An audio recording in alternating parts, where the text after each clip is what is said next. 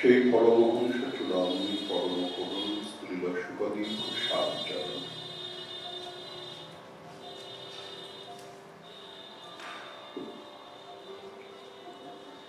ব্রহ্ম স্বাভাভিভূত মহারাজধিরাজ চক্রবর্তী পরীক্ষিত মহাশয় স্বামীতে সেই হস্তিনাপুর গঙ্গা তীরে যদৃচ্ছা ক্রমে সমাগত হয়ে মহারাজ পরীক্ষিতের ঐকান্তিক প্রশ্নের উত্তর প্রদান করবার জন্য পরিবেশন করলেন নিখিল শাস্ত্র মথিত নবায়িত বেদব্যাসের মহা তপস্যার ফলস্বরূপ অভিন্ন শ্রীকৃষ্ণ বিগ্রহ শ্রীমদ্ভাগবত।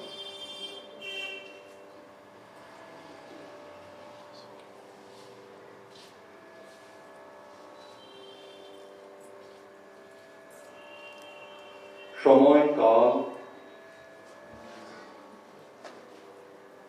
ইত্যাদি অতিক্রম করে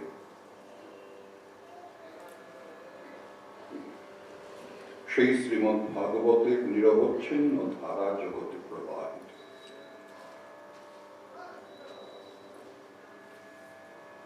যে অমৃতের আস্বাদনে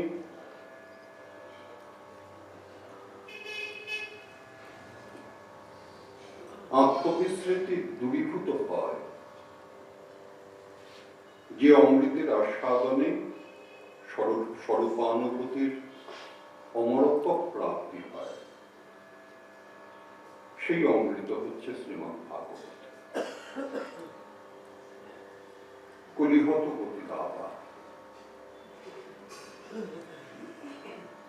মুখ্যত ভাগবত ধর্মের প্রচার ধর্ম তো যুগোপযোগী হওয়া প্রয়োজন। আমরা ওই যুগোপযোগী যে সিদ্ধান্ত স্থূলভাবে জানি, প্রীতি যথায়ত বিষ্ণু ত্রেতায়াং যজতো মখৈ দাপরে পরিচর্যায়াং কলৌ তথায় কীর্তনা।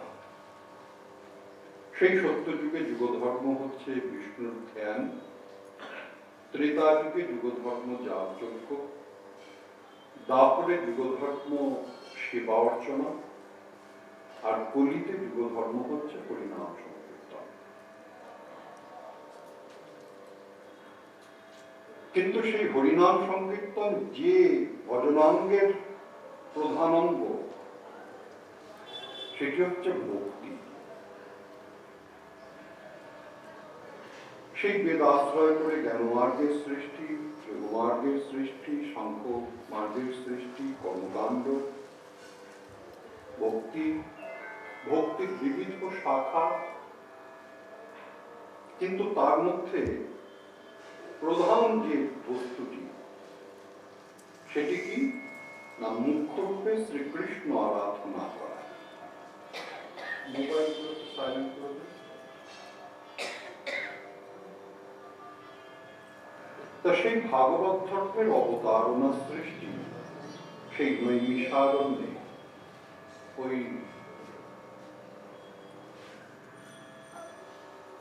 মহর্ষি সৌনক তার ওই শিষ্যবৃন্দকে নিয়ে কলিজীবের কল্যাণ বিধানের জন্য এক যজ্ঞানুষ্ঠান করেছেন। স্বাহা স্বাহা মন্ত্রে আহুতি প্রদান করা হচ্ছে, আর সেই যজ্ঞাগ্নি তার লেলিহান শিখা সেই আকাশ স্পর্শ করছে,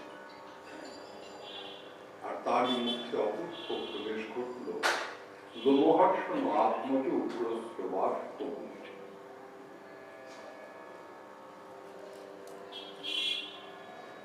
সেই হস্তিনাপুর গঙ্গা তীরে যেখানে ভাগবত বর্ণিত হয়েছেন, শ্রী শুকমুখ নিষ্ণাত, শ্রী শুকমুখ নিঃসৃত অপূর্ব ভাগবতী কথায় তিনি ছিলেন অবর মুখ্য শ্রোতা। মুখ্য শ্রোতা পরীক্ষিত মহারাজ, আর অপর মুখ্য শ্রোতা যিনি বলদেব চন্দ্রের কৃপাপুষ্ট জন, যাকে জগতে আনাই হয়েছে এই ভাগবত ধর্ম হৃদয়ে ধারণ করে যথাস্থানে উপনীত করার জন্য তিনি হচ্ছেন আমাদের লোমহর্ষণ মহাত্মজ উগ্রশ্রবা সুতবনী। সেই সভা সমাপ্ত হলো। ওই যথাসময়ে যখন সুখদেব গোস্বামীচরণ বর্ণনা করলেন, মহারাজ আমি যা জানতাম তোমার কাছে বর্ণনা করলাম, আর যদি তোমার কিছু জ্ঞাতব্য থাকে, কোনো প্রশ্ন থাকে, তুমি করতে পারো। পরীক্ষিত মহারাজ তখন আত্মস্থ সমাধিস্থ প্রায়। পরীক্ষিত মহারাজ করজোড়ে বললেন, গুরুদেব, যে অমৃত আপনি প্রদান করেছেন আমি তৃপ্ত, আমার আর নতুন করে কিছু ধারণ করবার সামর্থ্য নাই গুরুদেব। যেমন যদৃচ্ছাক্রমে সুখদেব গোস্বামীচরণ কৃষ্ণ নাম কীর্তন করতে করতে সেই হস্তিনাপুর গঙ্গা তীরে আগমন করেছিলেন, ঠিক সেই রকম তার কোনো ওই বিরাগ নাই, তার কোনো ওই হৃদয়ের তেমন স্বাভাবিক বহিঃপ্রকাশ নাই। শুধুমাত্র কৃষ্ণ প্রসঙ্গে কৃষ্ণ রস গভীরতার সাথে সাথে যার হৃদয়ের ওই ওঠানামা নির্ধারিত হয়, সেই সুখদেব গোস্বামীচরণ মৃদু দেশে আশীর্বাদ প্রদান করে উঠে দাঁড়ালেন। হাজার হাজার মুনি ঋষি বৃন্দ, সেই রাজর্ষি, ব্রহ্মর্ষি, মহর্ষি, দেবর্ষি, তারা সকলে সন্ত্রস্ত হয়ে দণ্ডায়মান। কত আপামর জনসাধারণ, তারা সকলে দণ্ডায়মান। সুখমুনির কোনো দিকে ভ্রুক্ষেপ না, তিনি ধীরে ধীরে ওই ভিখারি বৃন্দ যেখানে ছিলেন সেই ভিখারি বৃন্দের সাথে তিনি ভিখারিদের মধ্যে তিনি প্রবেশ করেন। দীর্ঘ সময় অতিক্রান্ত হয়ে গেল। সকলে যেন সেই ভাগবত আস্বাদনের সেই অপূর্ব যে একটা আবেশ, সেই আবেশ থেকে মুক্ত হতে বহু সময় পড়ে। সুখমুনি কোথায় গেলেন, কতদূর গেলেন, কার সাথে গেলেন, সেসব বুঝবার কারো যেন অবকাশ নাই। যখন তাদের আবেশ ভঙ্গ হলো, তারা অনুভব করলেন, জানি সুখমুনি তো চলে গিয়েছেন বহু দূরে, হ্যাঁ কোথায় গেলেন তিনি, ঋষি কোথায় গেলেন, আর ঋষি দেখা নাই।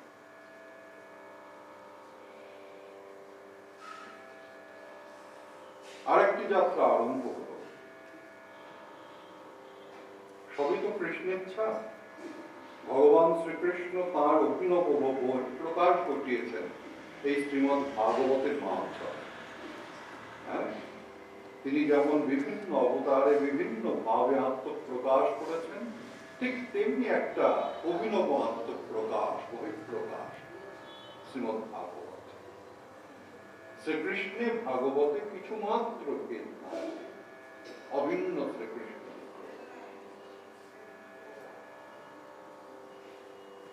কত হাজার হাজার মুনি ঋষি শ্রবণ করলেন,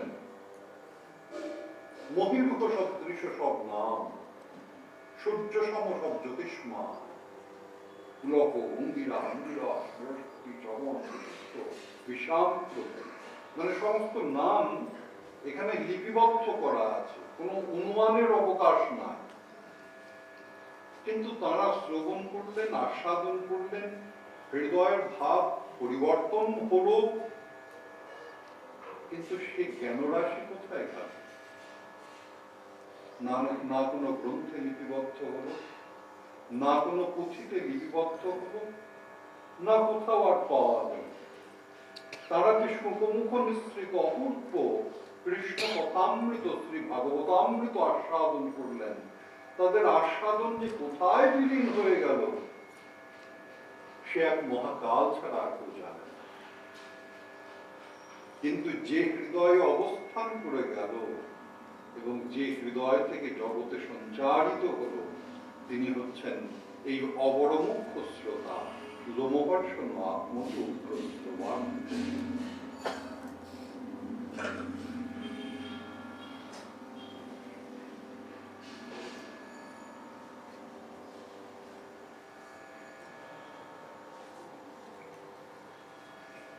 তার নাম পাওয়া যায় না।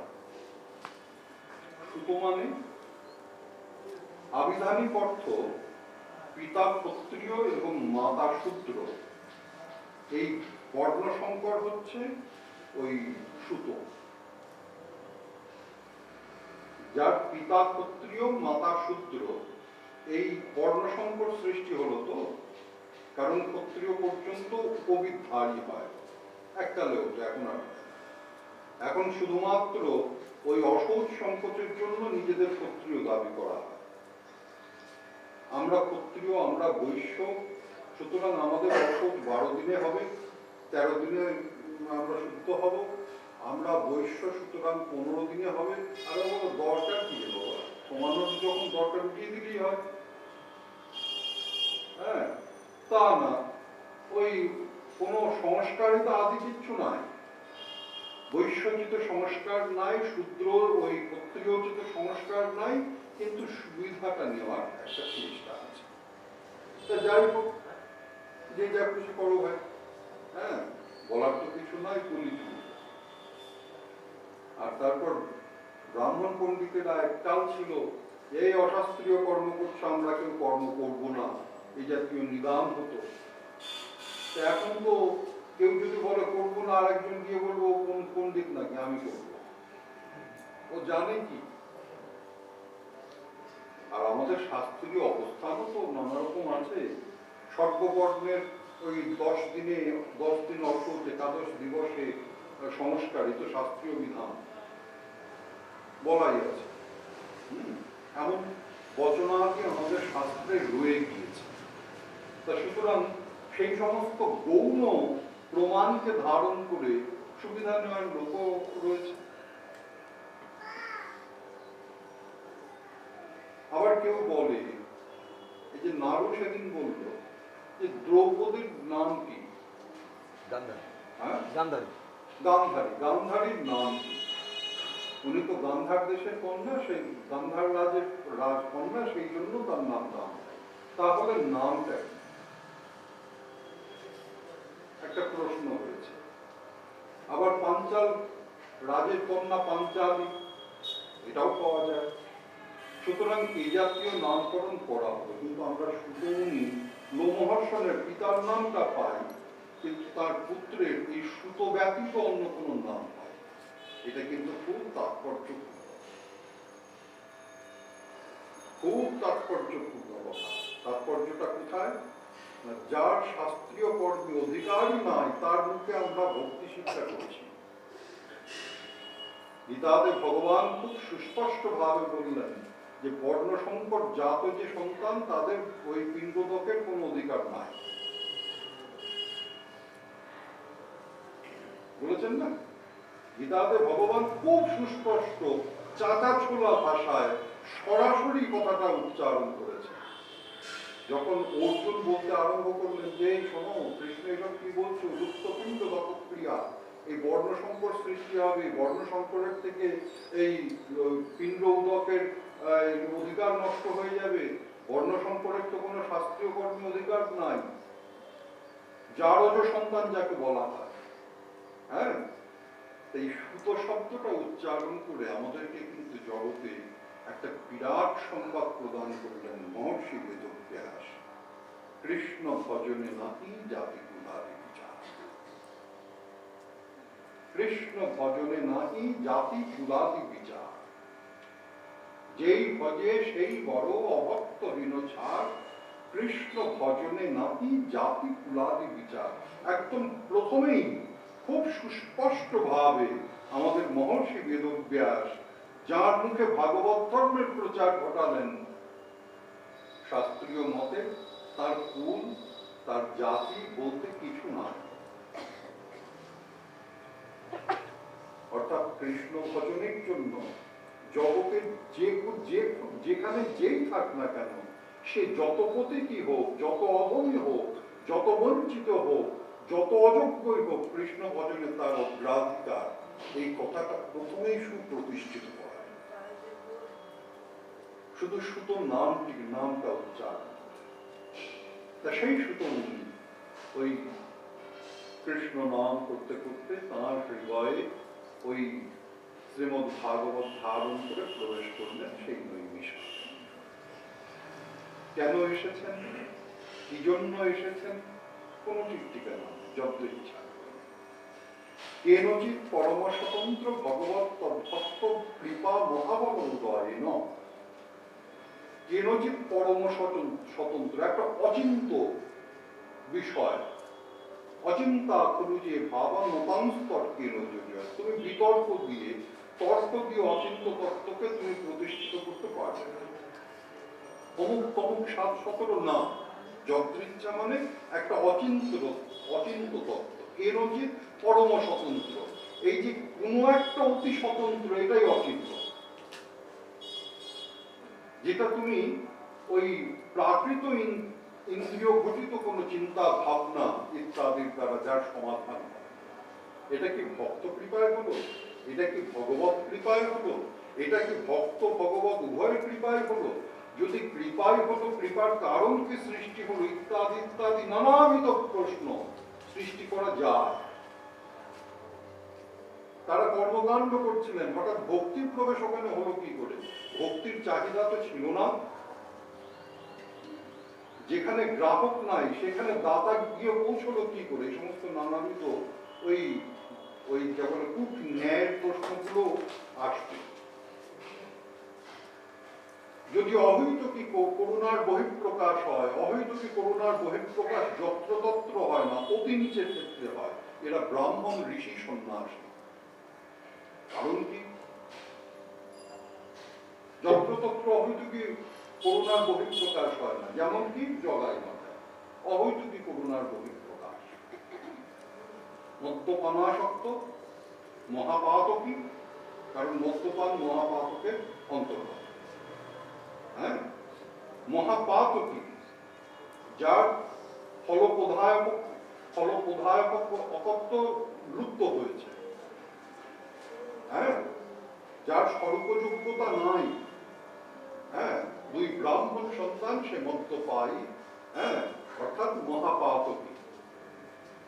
নিতাই চাঁদ নৃত্য করতে করতে গিয়ে উপস্থিত হলেন হরিদাস ঠাকুরকে নিয়ে। তারপর অহৈতুকী করুণার বহিঃপ্রকাশ করলেন। তারা প্রহার করলেন, নিতাই চাঁদ দুটো হাত বাড়িয়ে বুকে টেনে। এটা কি না অতিপতিত ক্ষেত্রে অহৈতুকী করুণার বহিঃপ্রকাশ আমরা ওই দিকে দিকে স্থানে স্থানে আমরা দর্শন করেছি। হ্যাঁ, যেমন ওই অঘাসুরের ক্ষেত্রে সে ভগবানকে সংহার করতে গিয়েছিল, অথচ সে ব্রহ্ম সাহায্য মুক্তি লাভ করল। যেমন পুতনা লেভে গতিং ধাত্রোচিতম, হ্যাঁ, সে মায়ের গতি প্রাপ্ত হল। অহৈতুকী করুণার বহিঃপ্রকাশ। করুণার কোনো চাহিদা নাই, করুণা প্রাপ্তির কোনো যোগ্যতা নাই, কিন্তু ভগবানের অহৈতুকী করুণার বহিঃপ্রকাশ। তা যদি তাই হবে, তাহলে এরা তো জ্যেষ্ঠ নয়, এরা পতিত নয়, এরা ঋষি সংজ্ঞা প্রাপ্ত। ব্রহ্ম প্রমাদ বিপ্রলিপ্সা করুণা পটবদ্দাদি শূন্যত্তম ঋষিত্তম, তাদের যাদের ব্রহ্ম নয়, অতৎপতি তৎপ্রকারত, অর্থাৎ ওই যেটা যা সেটাকে তাই তারা বোঝে। মাইক বস্তুর প্রতি তাদের কোনো প্রকারের আবেশ নাই, প্রমাদ অনবধানতা নাই, বিপ্রলিপ্সা বঞ্চনেচ্ছা নাই, স্বজন পোষণ নাই, করণ অপাটব ইন্দ্রিয়মান্ততা নাই, আদি অর্থাৎ ইত্যাদি ইত্যাদি যাবতীয় ওই জীবের যে দোষ আছে সেগুলো নাই, উদরপস্থ বেগ ইত্যাদি ইত্যাদি এগুলো এদের নাই। তারা ঋষি সংজ্ঞা প্রাপ্ত। তারপর কি? তারা সাধননিষ্ঠ মহর্ষি সৌনক, ঋষি শুধু নয়, মহাঋষি, অর্থাৎ ঋষিবৃন্দের মধ্যে শ্রেষ্ঠ। সেখানে অহৈতুকী করুণার বহিঃপ্রকাশ আশা করা যায় না। তাহলে কেন হব?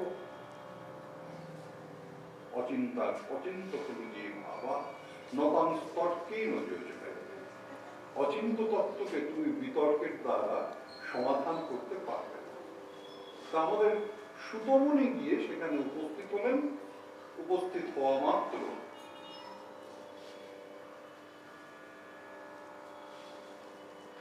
সংজ্ঞাপ্রাপ্ত চেতনার উদ্ভাসিত সেই সমস্ত নৈমিষারণ্যস্থিত যে ঋষিবৃন্দ তারা যেন নবচেতনা আমার। জাগা মানুষ জাগে, এটা বলছো তো, যে জেগে আছে তাকে জাগানো যায়, যায়। যে জেগে আছে তাকে জাগানো যায়। সে যদি একটা চিন্তার মধ্যে ডুবে থাকে, এই হ্যাঁ কি হয় না, কেউ একটা চিন্তা আবেশে ডুবে রয়েছে, সে জেগে আছে, তাকিয়ে রয়েছে, সজ্ঞানে রয়েছে, কারণ একটা ভাবনায় ডুবে রয়েছে, কোনো একটা কিছুর অবস্থা, আরে শুনছি কি, শোনা যাচ্ছে না, একটা ধাক্কা দেওয়া, আরে কি কি কি কি কি ভাবছিস, কেন কি হয়েছে? একে বলে জাগা মানুষকে জাগানো। হ্যাঁ, তা সেই নৈমিষারণ্যে এই একজন শ্রেষ্ঠ বৈষ্ণবের দর্শন জাগা মানুষকে জাগিয়ে দেওয়া। বৈষ্ণব দর্শনের কত প্রিয়। বৈষ্ণব শুধুমাত্র দর্শন, তারা দর্শন করলেন কৃষ্ণ নাম করতে করতে একদম,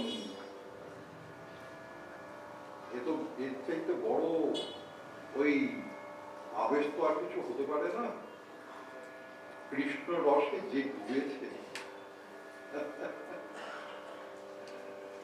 তার চেয়ে বড় নেশা আর কি হবে?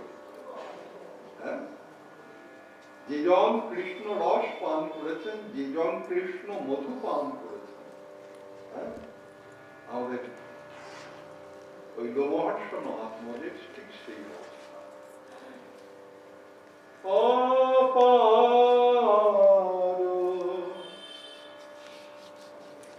মহিমা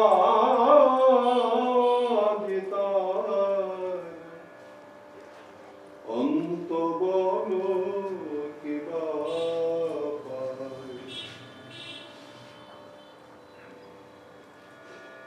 অজুভব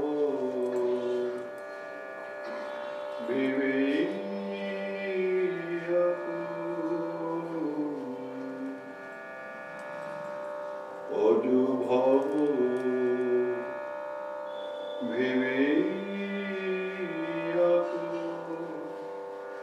তার অন্ত খুঁজে নাহি পায় অপার মহিমা অন্ত বল কেবা পায়। তার অন্ত পেতে শিব যে পাগল,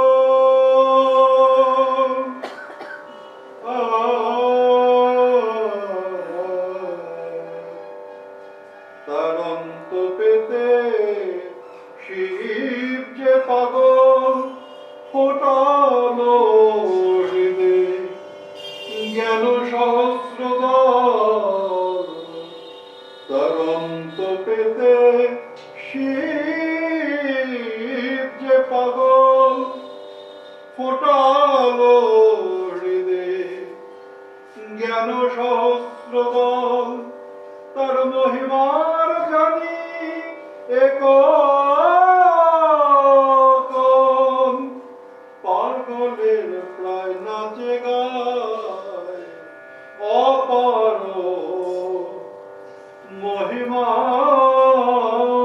জিতার অন্ত বল কিবা পায়। জ্ঞানীর কাছে নিরাকার সে,